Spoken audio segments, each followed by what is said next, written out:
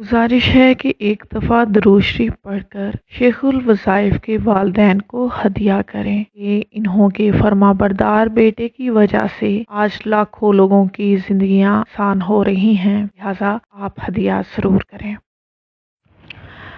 गैब से रोज़ी मिलने का अमल।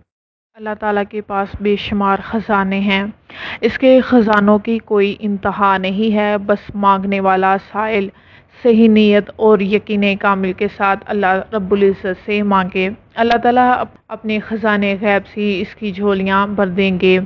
जो लोग दर दर की खाक छानते हैं और कुछ हासिल करने में नाकाम रहते हैं, वो सब दरवाज़ों को छोड़कर एक अल्लाह रब्बुल इज़्ज़त का दरवाज़ा पकड़ लें, फिर इंशाअल्लाह ताला हमेशा हमेशा के लिए हर किस्म की मोहताजी दूर हो जाएगी।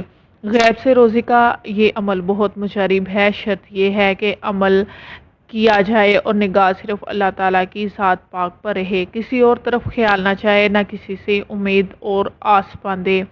इस अमल को करने का एक वक्त मुकर्रर कर लें और रोज़ाना इसी वक्त अमल किया करें।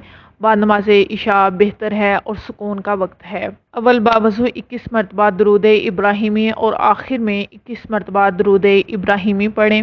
इसके बाद ये आयत 1000 मरतबा पढ़ें। ये अमल 40 दिन करना है। इस अमल के असरात 5वें छठे दिन से शुरू हो जाएंगे।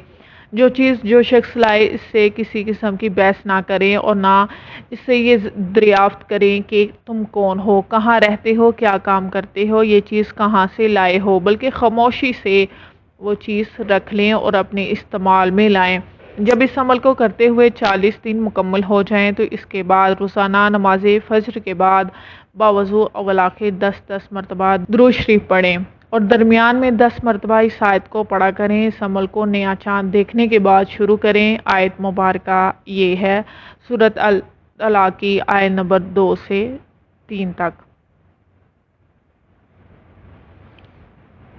जज़ाकल्लाहु खैर। अस्सलामु अलैकुम।